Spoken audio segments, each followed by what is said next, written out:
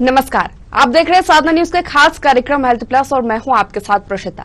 तो आज इस खास कार्यक्रम में आज हम बात करेंगे इमरजेंसी और क्रिटिकल केयर को लेकर। हमारे साथ एक खास मेहमान जुड़ रहे हैं, उत्तर प्रदेश के मऊ से आपका परिचय कराते हैं शारदा नारायण हॉस्पिटल से डॉक्टर सुजीत सिंह, जो emergency and critical care specialist भी है। सबसे पहले डॉक्टर सुजीत जी, आपका बहुत बहुत स्वागत है हमारे इस खास कार्यक्रम में।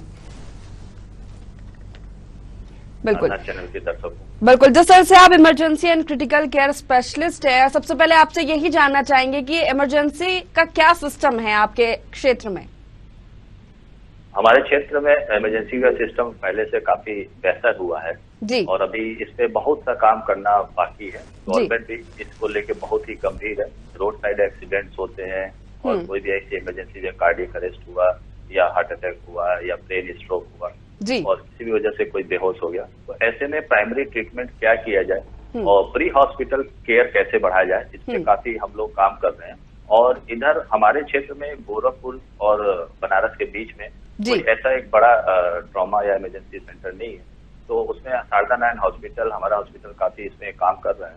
और being a president emergency medicine UP के, हमारा भी काफी इसमें अहम भूमिका है, रिस्पॉन्सिबिलिटी है।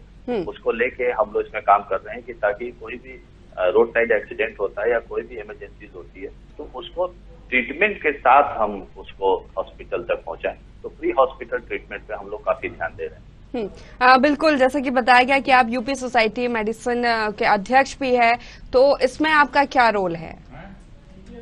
ये सोसाइटी फॉर इमरजेंसी मेडिसिन पूरे इंडिया की एक संस्था है जो international federation of emergency medicine से जुड़ी हुई है। और इसमें इस संस्था का रोल ये है कि जितनी भी इंडिया में हॉस्पिटल्स हैं और इमरजेंसी यूनिट्स हैं, उनको अपग्रेड करना, उनको मॉडर्नाइज करना, उनको स्टैंडर्डाइज करना, और जो नए डॉक्टर्स आ रहे हैं उनको इमरजेंसी मेडिसिन को लेके, इमरजेंसी ट्रीटमेंट्स को लेके उनको एक्सपर्ट बनाना। और इसलिए ये संस्था बनाई गई है और इसमें ये संस्था गवर्नमेंट के साथ मिलकर काफी काम कर रही है। और हम लोग प्री हॉस्पिटल ट्रीटमेंट में, जैसा मैंने पहले भी बताया कि पेशेंट को कैसे कैरी किया जाए उस घटना स्थल से हॉस्पिटल तक, इस पे काफी हम लोग रोल, इस सोसाइटी का रोल है। और इमरजेंसी यूनिट में कैसे इक्विपमेंट्स हो, डॉक्टर कितना उनको स्किल्ड किया जाए, उनको एक्सपर्ट बनाया जाए, इसके लिए पैरामेडिकल स्टाफ का बहुत अहम रोल होता है, उनको ट्रेनिंग दी जाए। इस सारे बिंदुओं पे हमारी society for emergency medicine semi काम कर रही है। बिल्कुल, इमरजेंसी केयर के लिए लोगों को कैसे जागरूक किया जाए और क्यों किया जाए? इमरजेंसी मेडिसिन के लिए इसलिए जागरूक करना है कि हम ये जानते हैं कि जो फर्स्ट आवर होता है, किसी भी इमरजेंसी एक्सीडेंट हो जाता है या कोई भी ऐसी घटनाएं हो जाती हैं, तो उसमें अगर त्वरित हम किसी भी पेशेंट्स को इलाज दे देते हैं तो उसके बचने की संभावना बहुत ज्यादा बढ़ जाती है। लगभग 50 से 60% बचने की संभावना बढ़ जाती है, जिनको भी तुरंत इलाज नहीं मिलता है। इसलिए हमें शुरू के क्षणों में, शुरू से लेके 5, 10, 15 मिनट, 1 घंटे तक का जो ये गोल्डन आवर हम लोग इसको बोलते हैं इमरजेंसी मेडिसिन में, उस पे हम लोग को काम करना है। उसमें मेडिकल स्टाफ, पैरामेडिकल स्टाफ, इसके अलावा जो आम नागरिक हैं उनको भी हमको ट्रेंड करना है। BLS की ट्रेनिंग होती है, CPR की ट्रेनिंग होती है, पेशेंट को कैसे ट्रांसपोर्ट किया जाए उसकी ट्रेनिंग पूरी होती है। तो इसको आम नागरिक को भी हमें जागरूक करना, अवेयर करना है। और आपके चैनल के माध्यम से भी, साधना चैनल के माध्यम से भी हम लोग ये काम आज कर पा रहे हैं, तो ये बहुत अच्छी चीज है। और इस तरह से हम लोग सबको ट्रेंड करेंगे और ताकि लोगों की जान बचाई जा सके। बिल्कुल, बहुत जरूरी है इमरजेंसी में सबसे पहले प्राइमरी ट्रीटमेंट क्या हो। लेकिन जिस तरह से देखिए कि आप इमरजेंसी और क्रिटिकल केयर के स्पेशलिस्ट है, जो सिचुएशन उस टाइम बनती है, कोई इमरजेंसी आ गई या कोई एक्सीडेंट हो गया, तो काफी हेक्टिक सिचुएशन बन जाती है। उस समय कितना मुश्किल हो जाता है एक डॉक्टर के लिए कि सारी चीजों को सजगता के साथ समझना भी है और उस हिसाब से फिर ट्रीटमेंट भी देना है। बिल्कुल बिल्कुल, कई बार ऐसा होता है कि कोई डिजास्टर हो जाता है, कोई बड़ा एक्सीडेंट हो जाता है और एक साथ बहुत से पेशेंट आ जाते हैं जी। उसमें हमारे पूरी टीम को बहुत एक्सपर्ट होना चाहिए, एक बैकअप टीम बहुत स्ट्रांग होनी चाहिए। इसमें neuro surgeon, ortho surgeon, radiology department, blood bank, critical care और इमरजेंसी मेडिसिन और मेडिसिन के डॉक्टर्स होने चाहिए। मेडिकल और पैरामेडिकल स्टाफ बहुत ट्रेंड होना चाहिए। तो उसमें हम लोग ट्रायल्स करते हैं इमरजेंसी में। एकाएक बहुत से पेशेंट आ जाते हैं, किसमें हम लोग को ज्यादा टाइम देना है, किस पेशेंट को ज्यादा टाइम देना है, जिससे कि उस पेशेंट की जान बच सके। तो ट्रायल सिस्टम भी आपका बहुत स्ट्रांग होना चाहिए। बैकअप टीम बहुत ही स्ट्रांग होनी चाहिए और लोगों को भी ये जानकारी होना चाहिए कि कितना जल्दी से जल्दी और किस तरह से हम पेशेंट को हॉस्पिटल तक पहुंचाए ताकि उनकी ज्यादा से ज्यादा लोगों की जान बचाई जा सके। बिल्कुल। कई बार हम देखते हैं डॉक्टर की, जैसे कोई छोटा एक्सीडेंट हो गया तो लोग हॉस्पिटल नहीं जाते हैं, घर पे ही ट्रीटमेंट कर लेते हैं, तो ये कितना सही है? नहीं, ये बिल्कुल सही नहीं है। कोई भी एक्सीडेंट हो, छोटा हो चाहे बड़ा हो, उसको हमेशा गंभीरता के साथ लेना चाहिए, क्योंकि हम लोग देखते हैं कई बार उसमें शुरू में पेशेंट तो बड़ा नॉर्मल दिखाई देता है, लेकिन 12 घंटे 24 घंटे बाद उसको दिक्कतें उसको आ जाती है। तो ऐसे में कोई भी एक्सीडेंट होता है या कहीं कोई गिर जाता है या किसी भी तरह से उसको चोट पहुंचती है तो उसको बिल्कुल घर में नहीं रखना चाहिए। उस पेशेंट को सीधे आप पास के अस्पताल पे ले जाएं और एक्सपर्ट डॉक्टर को दिखाएं और एक बार जब डॉक्टर आपको इत्मीनान देता है कि नहीं पेशेंट ठीक है, तभी आप उसको घर ले जाएं। ऐसा बिल्कुल नहीं करना चाहिए। एक बार जरूर उनकी जांच करा के ही इत्मीनान होना चाहिए। बिल्कुल, डॉक्टर के पास पहले सलाह ले, उसके बाद ही कोई ट्रीटमेंट करे। बिल्कुल, जिस तरह से अभी का एनवायरमेंट देखे तो काफी वायरल फीवर फैल रहा है, इसको लेकर क्या जानकारी दर्शकों तक आप पहुंचाना चाहेंगे? बिल्कुल, इस समय काफी बुखार की मरीजों की संख्या बढ़ गई है। तो जब भी ऐसा बरसात होता है तो इस पूरे सीरीज को हम लोग ट्रॉपिकल फीवर बोलते हैं, जिसमें कि 4-5 प्रकार के बुखार होते हैं, जिसमें मुख्यतः मलेरिया होता है, डेंगू होता है, टाइफाइड होता है और इसके अलावा स्क्रब टाइफस, लेप्टोस्पाइरा, ये सब भी मिलते हैं। तो इस समय जो मुख्यतः चल रहा है वो डेंगू फीवर है और मलेरिया है और टाइफाइड फीवर है जो मुख्य रूप से चल रहा है। तो केवल इंडिया में ही नहीं, ये जितने भी ट्रॉपिकल कंट्रीज हैं सब कंट्रीज में ये रेनी सीजन में, बरसात के सीजन में ऐसे बुखार की संख्या बढ़ जाती है। तो हम अपने दर्शकों से ये कहना चाहेंगे कि अगर कहीं भी किसी भी व्यक्ति को अगर बुखार आता है और बुखार की मात्रा 102, 103 तक पहुंच जाती है और उसको बेचैनी है, तो सबसे पहला काम हमें जो करना है कि मरीज को रेस्ट दिलाना है। जितना मैक्सिमम रेस्ट करेगा बॉडी का इम्यून सिस्टम खुद उस बीमारी के अगेंस्ट लड़ता है, तो उसको जितना रेस्ट देंगे वो उतनी अच्छे से उससे फाइट करेगा। और दूसरी चीज की जब भी बुखार होता है तो हमारे शरीर में जो कैटाबोलिज्म रिएक्शंस होती है वो बढ़ जाती है, तो मतलब पेशेंट डिहाइड्रेटेड होता है तो अच्छे से उसको फ्लूइड देना चाहिए। अच्छी मात्रा में फ्लूइड देना, 10, 12, 15 गिलास उसको पानी पूरे 24 घंटे में पी लेना चाहिए। और साथ ही साथ अगर बुखार हो रहा है तो पैरासीटामोल की गोलियां ले सकते हैं, लेकिन अगर 1 से 2 दिन से ज्यादा बुखार आ रहा है तो पास के डॉक्टर के पास जरूर अपने आप को दिखाएं, उसको नजरअंदाज बिल्कुल न करें और ब्लड की भी जांच कराएं, क्योंकि कई बार ऐसा देखा गया है कि जो वायरल फीवर है या डेंगू का फीवर है उसमें प्लेटलेट की मात्रा काफी कम हो जाती है। तो इसको कभी हम सावधानी पूरी बरतनी चाहिए और कभी नजरअंदाज नहीं करना चाहिए। बिल्कुल, खासतौर पर डेंगू की बात करें, जैसा कि आपने भी कहा कि बारिश के समय में काफी ज्यादा पैर पसारने लगा है डेंगू और काफी ज्यादा मरीज हम लोग देख रहे हैं कि हर रोज कहीं ना कहीं से डेंगू के मरीज मिल ही रहे हैं। और सबसे ज्यादा प्रभाव छोटे बच्चों पे, अगर हम कम उम्र की बात करें, 12 साल से 15 साल तक के बच्चों की बात करें, तो ये ज्यादा इसकी चपेट में आ रहे हैं। तो बच्चे क्या सावधानी बरते हैं, उनके साथ पेरेंट्स को घर में क्या सावधानी रखनी है, आप क्या जानकारी देना चाहेंगे? देखिए, सबसे पहली बात तो डेंगू को लेकर हमें यह है कि किसी भी प्रकार का कोई बुखार हो तो हमने बताया कि उसको रेस्ट दीजिए और पास के डॉक्टर दिखाइए। दूसरी बात जो सबसे बड़ी चीज है कि कहीं भी पानी आसपास इकट्ठा न होने दें, घरों में भी न होने दें, कहीं कूलर है या कोई गड्ढा है या कोई गमले हैं तो उसमें पानी बिल्कुल न इकट्ठा होने दें। और क्योंकि हम देखते हैं कि ये साफ सुथरे इकट्ठे पानी में जो डेंगू का एडिस जो मस्कीटो है वो पनपता है, तो इसका पूरा ध्यान रखें। दूसरी चीज, बच्चों को ऐसी जगह बिल्कुल खेलने या बाहर निकलने के लिए न भेजें जहाँ की पानी इकट्ठा हो और जहाँ पे मच्छर पनपने की संभावना होती है, तो वहाँ बिल्कुल न निकलने दें। और ये मच्छर दिन में ज्यादा एक्टिव होता है, तो इसलिए इन बच्चों को और साथ में बड़े लोगों को भी हम ये कोशिश करते हैं कि पूरी शरीर ढका हो, मतलब फुल शर्ट पहने, फुल ट्राउजर्स पहने और सोते समय या वैसे भी मच्छर मॉस्किटो रिपेलेंट का घर में इस्तेमाल करें। और सोते समय अगर मच्छरदानी हो तो और अच्छी बात है, और मॉस्किटो रिपेलेंट का इस्तेमाल करें। और अगर बुखार आता है तो तुरंत आप उसको पास के डॉक्टर के पास के हॉस्पिटल के पास ले जाएं, उसको दिखाएं और ब्लड की भी साथ में जांच कराएं। और हमेशा मॉनिटरिंग अच्छी होनी चाहिए और प्लेटलेट्स की भी मॉनिटरिंग साथ में होती रहनी चाहिए। बिल्कुल। जिस तरह से हम कहीं ना कहीं मैं एक सवाल जरूर रखना चाहूंगी ये कि लापरवाही हम कहेंगे लोगों की कि जैसे कुछ होता है या फीवर जैसा उन्हें लगता है तो वो खुद मेडिकल पर जाकर कोई भी मेडिसिन ले लेते हैं, किसी भी तरह के एंटीबायोटिक ले लेते हैं। तो ये कितना खतरनाक हो सकता है कि आप सबसे पहले जाके डॉक्टर से सलाह ले कि आपको कौन सी मेडिसिन लेनी है, क्या ये एलर्जी तो नहीं आपको करेगी या इसके कोई और दूसरे साइड इफेक्ट ना हो, उसके बाद ही कोई मेडिसिन आप जाकर लें।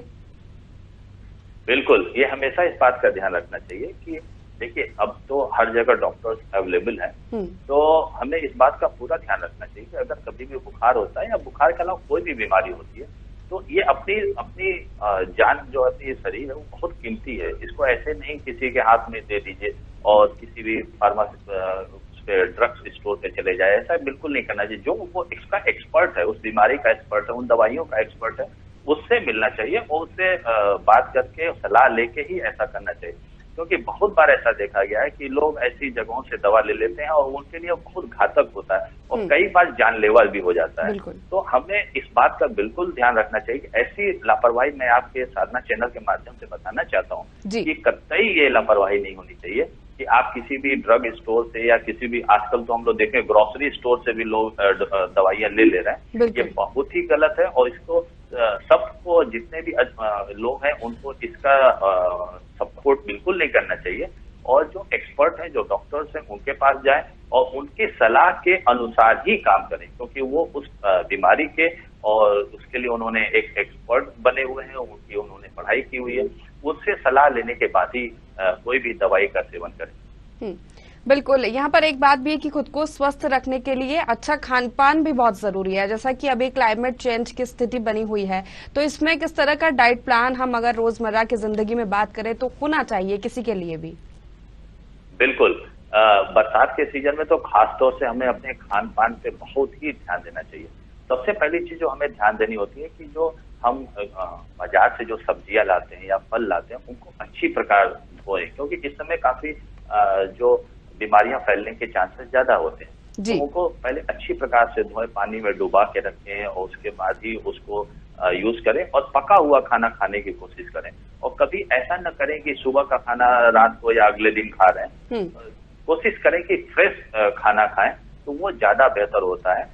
और पानी पे बहुत ध्यान देना चाहिए। पानी, क्योंकि पानी से काफी बीमारियां, टाइफाइड और काफी बीमारियां होती है। तो पानी आपको अगर उबाल के पी सकते हैं तो उबाल के पी, नहीं तो आरओ का एक अच्छा पानी आपको पीना चाहिए, जिससे कि बीमारियां जो पानी से फैलती हैं वो न, हाथ धो के ही खाना खाने बैठे और हाथ धो के ही खाना खाएं। और आप हरी सब्जियों का, फ्रूट्स का सेवन ज्यादा करें, एंटीऑक्सीडेंट ज्यादा हो। और जो भी ऐसी चीजें हैं जिसमें जो कैफीन है या टैनिन है, इस तरह की जो चीजें हैं जो उनको सेवन कम करें। और फ्रूट्स, ग्रीन वेजिटेबल्स और आपके जो एंटीऑक्सीडेंट वाले जो भी जितनी भी चीजें हैं उनको लेने की सेवन करें। जूसेस लें आप बीच में, और अपने बॉडी को हाइड्रेट रखें, मतलब पानी अच्छी मात्रा में। हम लोग देखते हैं अक्सर कि लोग पानी बहुत कम पीते हैं, तो हम आपके माध्यम से बताना चाहते हैं, नहीं, आप अच्छी तरह से पानी में 10, 12, 14 गिलास पूरे पानी आपको पीना चाहिए। जब बॉडी हाइड्रेटेड रहती है तो आपकी काफी बीमारियां कम हो जाती है। बिल्कुल, डाइट का खास तौर पर ध्यान रखना चाहिए ऐसे मौसम में। वही हम बात करें तो पिछले 2 साल से हम पैंडेमिक से जूझ रहे थे और वही अभी केस आना कम हुए कोरोना के, लेकिन हम सभी जानते कि अभी पूरी तरह ये खत्म नहीं हुआ है। तो लोगों को क्या कहना चाहेंगे इसके लिए आप, कि अभी भी आपको सावधानी रखनी है, क्योंकि हम देख रहे हैं कि बहुत सारे ऐसे स्पॉट्स हैं जहां पर भीड़ इकट्ठा होने लगी है, लोग कहीं ना कहीं मास्क का उपयोग करना भूल गए हैं। तो क्या संदेश देना चाहेंगे कि सुरक्षा रखना अभी भी जरूरी है, क्योंकि कोरोना अभी गया नहीं है? बिल्कुल बिल्कुल, इस पे बिल्कुल सुरक्षा रखना जरूरी है। लापरवाही तो बिल्कुल नहीं करनी है, क्योंकि अब हमें कोरोना के साथ ही चलना है और ये अभी आगे भी टाइम में ये रहेगा। और सबसे पहला काम है कि मैं सबसे अपील करना चाहता हूँ कि सब लोग वैक्सीनेट हो पहले, जो सबसे सस्ती और सबसे अच्छी चीज है कि उसमें गवर्नमेंट भी बहुत काम कर रही है, बहुत मेहनत कर रही है कि सब लोग अपने आप को, पहला काम है कि वैक्सीनेट कराएं और जरूर कराएं, पहली चीज। दूसरी चीज, ये अपने व्यवहार में, अपने रोजमर्रा के ये जीवन में ले आए कि हमको पहले तो सैनिटाइजेशन का बहुत अच्छे से ध्यान रखना है, हाथ अच्छे से धोना है, और किसी से मिलना है तो उसके बाद हाथ अच्छे से धो लें। और एक सोशल डिस्टेंसिंग को अभी बरकरार रख के चलना है कि हम एक दूसरे से सोशल डिस्टेंसिंग बना के चलें।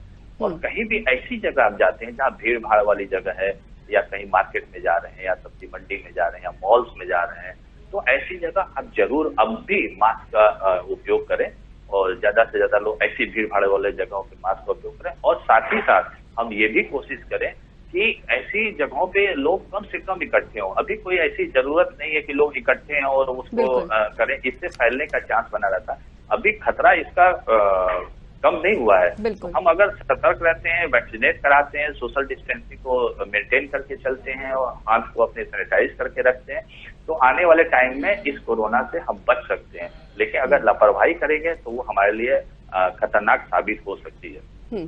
बिल्कुल, जिस तरह से थर्ड वेव को लेकर भी असमंजस की स्थिति बनी हुई है, तीसरी लहर आ सकती है, आपके हॉस्पिटल में क्या कुछ तैयारियां है उसको लेकर कि मरीजों को कोई परेशानी ना हो, हम पूरा ट्रीटमेंट उन तक पहुंचा सके? बिल्कुल बिल्कुल, इस बार हम लोग पिछले कोरोना काल में भी हम लोगों ने काफी काम किया था, और लगभग 120 बेड हमारे कोरोना के थे, उस पर हम लोगों ने काम किया था। इस बार और तैयारी से हम लोग मजबूती के साथ हैं, और सारे जो हमारे 100 बेड हैं उस पे ऑक्सीजन की पूरी व्यवस्था हम लोगों ने किया हुआ है। और अभी पहले भी हम लोग के पास शारदा नारायण हॉस्पिटल में ऑक्सीजन प्लांट था, लेकिन उसको अपग्रेड किया गया है, उसकी कैपेसिटी और बढ़ाई गई है ताकि एक सबको ऑक्सीजन मिल सके, पहली चीज। दूसरी चीज, हमने पैरामेडिकल स्टाफ और जो मेडिकल का स्टाफ है उन दोनों को काफी ट्रेंड किया है, और एवरी वीक इनकी इसको लेके ट्रेनिंग चलती रहती है कि कैसे मरीज को आइसोलेट किया जाए, कैसे अपने बच के उनके पास जाया जाए, उनका इलाज अच्छे से अच्छे किया जाए। तो इसकी एवरी वीक हमारे शारदा नारायण हॉस्पिटल में इसकी ट्रेनिंग चलती रहती है। साथ में जो हमारे डॉक्टर्स हैं उनकी टीम को भी, जो इससे रिलेटेड डॉक्टर्स हैं, जो सांस के डॉक्टर्स हैं और जो मेडिसिन के डॉक्टर हैं, उनको पूरी वो इसमें एक्सपर्ट हैं। और एक साथ ही हम लोग एक बैकअप टीम लेके भी चलते हैं कि मान लीजिए कोई फ्रंट वॉरियर है, उनको भी कहीं इससे ग्रसित हो गए, तो एक बैकअप सेकेंड टीम पूरी तैयार है। तो हम लोग का इस समय 100 बेड पूरा तैयार है इसके लिए कि अगर ऐसा कुछ होता है और तीसरी लहर आती है, पहले कोशिश तो ये करनी चाहिए कि ना आए, और हम लोग सावधानी बरतेंगे तो नहीं भी आएगी। लेकिन अगर ऐसा कुछ होता है तो इस बार हम लोग ज्यादा मुस्तैदी के साथ, बहुत ही अच्छी एक्सपर्ट टीम के साथ और पूरी ऑक्सीजन और दवाइयों के साथ हम लोग इस पे लगे हुए हैं, और पूरा विश्वास दिलाना चाहते हैं कि इस बार जो पिछली बार थोड़ा सा केओस हुआ था उस तरह से बिल्कुल नहीं होगा। और गवर्नमेंट भी इसमें काफी मेहनत कर रही है, गवर्नमेंट भी हम लोग को बहुत सपोर्ट कर रही है, बीच बीच में ट्रेनिंग करा रही है, और हमेशा हम लोग के ऐसे अस्पतालों के टच में गवर्नमेंट खुद रह रही है और दिशा निर्देश भी दे रही है, जिसके अनुसार हम लोग काम करते हैं। बिल्कुल, दूसरी लहर से सीख कर ये जिस तरह से ऑक्सीजन की कमी हमने दूसरी लहर में देखी थी वो अब नहीं है। आपके हॉस्पिटल ने भी पूरी तैयारी कर रखी है। एक बार आपसे एक्सपीरियंस उस दौरान का जानना चाहूंगी। हम कहते हैं कि डॉक्टर भगवान का स्वरूप है, धरती पर भगवान है हमारे लिए। जब दूसरी वेव आई थी तो हमने देखा था सब तो हाहाकार मचा हुआ था, लोग मर रहे थे, हर रोज जो आंकड़े आ रहे थे वो चौंकाने वाले थे। उस समय खुद को संभाले रखना एक डॉक्टर के लिए भी एक बहुत बड़ा मुश्किल समय था उस टाइम कि आपको मरीजों को भी बैलेंस करना है, खुद को भी बैलेंस करके रखना है। नहीं, आप बिल्कुल सही कह रही हैं, वो समय का पूरा माहौल ही बिल्कुल अलग था। और किसी भी कंट्री के, किसी भी देश के लिए हमने देखा कि इटली इतना मेडिकल साउंड है, वहाँ पे इतना एडवांस है इटली में, यूएसए में इतना स्ट्रांग है मेडिकल को लेके, लेकिन वहां भी हाहाकार मचा हुआ था। क्योंकि हम जानते हैं कि किसी भी देश के एक कैपेसिटी होती है कि हम इतने पेशेंट का ट्रीटमेंट एक बार में कर सकते हैं, लेकिन उसका अगर 100 गुना, 20 गुना, 50 गुना अगर पेशेंट आ जाता है तो किसी भी सिस्टम के लिए उसको संभालना काफी मुश्किल होता है। और केवल इंडिया में नहीं, हमने अच्छे अच्छे डेवलप कंट्रीज में देखा कि ये हाहाकार मचा हुआ था, लोग व्हील चेयर पे बाहर पड़े हुए थे, लाइन बेड नहीं मिल रहे थे, ऑक्सीजन नहीं मिल रहे थे। जी बिल्कुल। तो ऐसा ही कुछ जो है हम लोग क्या भी था, लेकिन हम बिल्कुल ये कहेंगे कि हमारे जो डॉक्टर्स थे, हमारी जो मेडिकल टीम थी, उसने काफी मेहनत की और बियॉन्ड द कैपेसिटी जाके हम लोगों ने मेहनत की। और मैं अपने हॉस्पिटल का आपको ये बताना चाहूँगा, बिल्कुल हम लोगों ने पूरे 120 बेड यहाँ पे किया और फ्रंट पे जाके पेशेंट के पास जाके हम लोग ट्रीटमेंट देते थे और उनको कंसोल करते थे। इसलिए हमारे शारदा नारायण हॉस्पिटल में जो मॉर्टेलिटी रेट काफी कम था और उनको हम लोगों ने कई एक ऐसी चीजें बनाई थी, जैसे हमारी एक टीम बनी थी जो डेली उनको उनके पास जाती थी, उनको कंसोल करती थी, उनको मेंटली साउंड करती थी और साथ में योगा कराती थी, म्यूजिक सुनाती थी और थोड़ा बहुत बॉडी का मूवमेंट, डांस भी कराने की कोशिश करती थी। तो ये जब टीम सबके पास जाती थी तो उससे लोगों को बड़ा वेल बीइंग होता था और मेंटली बहुत स्ट्रांग होते थे। सेकेंड चीज जो हम लोगों ने किया था कि जी। एक बार जरूर हम लोगों के रिलेटिव से मिलाते थे, पूरे पीपी किट में उनको पहना के, ताकि उनको एक हिम्मत उनकी बढ़े। तो ऐसे करके हम लोगों ने काफी मेहनत की। और जरूर आप कह रही हैं, हम लोग बहुत रिस्क जोन में थे, क्योंकि तमाम ऐसे पेशेंट है। और एक शारदा नारायण हॉस्पिटल एक टर्सरी सेंटर है जहाँ पे कि काफी सीरियस पेशेंट ही आते थे, उनमें वायरल लोड भी बहुत ज्यादा होता था ऐसे पेशेंट पे। ऐसे पेशेंट के पास डॉक्टर्स को जाना, पैरामेडिकल को स्टाफ को जाना एक बहुत ही रिस्क वाली चीजें थी। लेकिन हम लोगों ने रिस्क लिया, क्योंकि हम लोग की ड्यूटी थी, एक रिस्पॉन्सिबिलिटी थी, और लोगों को हम लोगों से उम्मीदें थी। तो ऐसा करके हम लोगों ने किया। और अपने स्टाफ को बचाने के लिए हम बीच बीच में बैकअप प्लान भी रखते थे, उनको रेस्ट देते थे, उनको अगर कोई किसी को सिम्टम आते थे तो दवाइयां देते थे। और टचवुड ऊपर वाले उससे जो है हम लोग के किसी भी स्टाफ को कोई कैजुअलिटी ऐसी नहीं हुई। और हम लोगों ने बढ़ चढ़ के हिस्सा लिया इसमें, और लोगों की काफी मदद की, और बहुत लोगों की जान बचाई। और टर्सरी सेंटर जो शारदा नारायण हॉस्पिटल बना हुआ है, उसका रिस्पॉन्सिबिलिटी हमने बखूबी वहां पे निभाई। और ऐसा हम लोगों को करके बहुत अच्छा लगा। बिल्कुल। एक सवाल यहाँ पर मैं रखना चाहूंगी, जैसा कि थर्ड वेव को लेकर ये भी बता रहे कि इसका असर बच्चों पर ज्यादा होगा, तो इसके पीछे क्या कारण हो सकता है? थर्ड वेव का इसलिए कह रहे हैं कि देखिए, जो बड़े लोग हैं उनको वैक्सीनेशन का प्रोग्राम चल रहा है, बहुत तेजी से चल रहा है, और काफी लोग इस समय हो चुके हैं। एक बड़ी आबादी हम लोग की वैक्सीनेटेड हो चुकी है। लेकिन बच्चों में अभी वैक्सीन ऐसी नहीं आ पाई है, आने वाली है। काफी रिसर्च हो चुका है और काफी रिकमेंडेशंस भी हो रहे हैं, तो जल्दी वो आने वाली है। तो इस वजह से तो बच्चों में चूंकि वैक्सीन नहीं लग पाई है, इसलिए उनपे एक्सपोजर होने का चांसेस ज्यादा है। इसलिए जो हम लोग अभी जो डरे हुए हैं वो बच्चों को लेके डरे हुए हैं, कि एक बार वो भी वैक्सीनेट हो जाएंगे तो उनसे भी डर खत्म हो जाएगा, और जल्दी ये वैक्सीन बच्चों के लिए भी आने वाली है। तो इसलिए हम लोगों को एक जो डर है कि तीसरी लहर में कहीं बच्चे न ज्यादा से ज्यादा इसके चपेट में आ जाए, लेकिन उसकी भी पूरी तैयारी है। सारे पीडियाट्रिक वार्ड हम लोग के पूरी तरह से तैयार हैं, और सारी दवाइयां हैं। तो पूरी बिल्कुल डरने की बात नहीं है। और वैक्सीनेशन अभी जल्दी स्टार्ट होने वाला है बच्चों का भी, तो उससे भी हम लोग काफी सेफ हो जाएंगे। और बच्चे घबराए नहीं, बिल्कुल ना घबराएं। सारे अस्पताल, गवर्नमेंट हॉस्पिटल है, कुछ प्राइवेट हॉस्पिटल्स हैं, वो अपने आप को पूरी तैयार रखें पीडियाट्रिक वार्ड को लेके। और वैक्सीनेशन भी जल्दी होने वाला है। बस हम लोग को सावधानी रखनी है, जो कि एक दूसरे से डिस्टेंसिंग बना के चलनी है, सैनिटाइज करना है, भीड़ भाड़ वाली जगहों पे कम से कम चलना है, इस बात का पूरा ध्यान रखना है। जी। वैक्सीनेशन को लेकर भी एक सवाल आखिर में आपसे यहाँ रखना चाहूंगी। जिस तरह से शुरुआत में जब वैक्सीन आई तो हमने देखा काफी अफवाह उसके बारे में फैली थी। लोग ग्रामीण क्षेत्रों की बात करें तो लोग नहीं लगवा रहे थे वैक्सीन, लेकिन अब स्थिति ऐसी है कि लोग बाहर निकल रहे हैं, जागरूक हो रहे हैं और वैक्सीन लगवा रहे हैं। लेकिन फिर भी दोनों डोज लगाना जरूरी है। जब 2 डोज आप लगवाएंगे तभी आपकी सुरक्षा पूर्ण हो पाएगी। इसको लेकर क्या संदेश हमारे दर्शकों को आप देना चाहेंगे? मैं साधना चैनल के माध्यम से आपके दर्शकों को यही संदेश देना चाहता हूँ कि कोरोना से बचने का सबसे अच्छा, सबसे सरल और सबसे सस्ता उपाय यही है कि हम जो है इससे बच सकें जी। और क्योंकि कोरोना हो जाने के बाद उससे बचना एक अलग मैटर है, लेकिन उसको होने ही नहीं देना या उसके प्रभाव को कम करना वैक्सीन के माध्यम से ही हो सकता है। और हम लोगों से यही अपील करेंगे कि ज्यादा से ज्यादा आप लोग सामने आइए। ज्यादा से ज्यादा गवर्नमेंट बहुत सुविधाएं दे रही है वैक्सीनेशन पे, और आप जाके वैक्सीन लगवाइए। और वैक्सीन पूरी तरह सुरक्षित है। जैसा कि हम लोग जानते हैं, कोई भी नई चीज समाज में आती है तो बहुत लोग उसका विरोध करते हैं, और कई बार जो है उसकी कई उसमें से कमियां निकाली जाती हैं। लेकिन ये साइंटिफिक रूप से प्रूवन है कि ये बहुत ही सेफ है। जो वैक्सीन है उससे कोई ऐसी साइड इफेक्ट्स नहीं है। थोड़ा हल्के फुल्के बुखार या ऐसी चीजें होती हैं, वो 1-2 दिन में सबसाइड हो जाती है, ठीक हो जाती है। तो वैक्सीनेशन जरूर कराइए, अफवाहों में उसमें मत आइए। और मैं शारदा नारायण हॉस्पिटल में बता रहा हूँ कि जो कोरोना में हम लोगों ने इसमें काम किया, उसमें हमारे मुख्यमंत्री जी ने भी हम लोग को सम्मानित किया इसके लिए। और हम लोग भी इस मुहिम से जुड़े हुए हैं, वैक्सीनेशन मुहिम से जुड़े हुए हैं। उसके लिए तमाम अवेयरनेस प्रोग्राम हमारा हॉस्पिटल खुद करता रहता है, और जगह जगह हम लोग कैंप कराते हैं, और गवर्नमेंट से मिलकर वैक्सीनेशन प्रोग्राम और स्ट्रॉन्ग कर रहे हैं। और सबसे हमारी गुजारिश है, अपील है कि आप बिल्कुल अफवाहों में ना आए। वैक्सीन बिल्कुल सेफ है, उसको लगवाएं, और कोरोना से बचने का सबसे अच्छा उपाय है।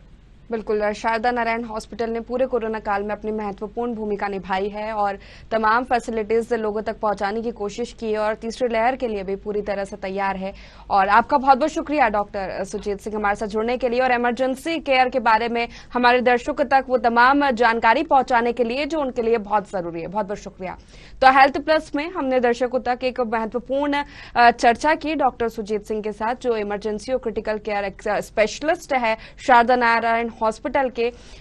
इमरजेंसी केयर को लेकर कितना जरूरी है, इमरजेंसी केयर, क्रिटिकल केयर, लोगों को जागरूक करना कितना जरूरी है इसको लेकर। इसी के साथ कोरोना के बारे में भी तमाम जानकारी दर्शकों तक पहुंचाई है और वैक्सीनेशन बहुत जरूरी है और उन्होंने भी यही अपील की कि आप दोनों डोज लगवाएं और अपने आप को सुरक्षित रखें। तो फिलहाल के लिए इस कार्यक्रम में इतना ही, लेकिन आप बने रहिए साधना न्यूज के साथ। नमस्कार।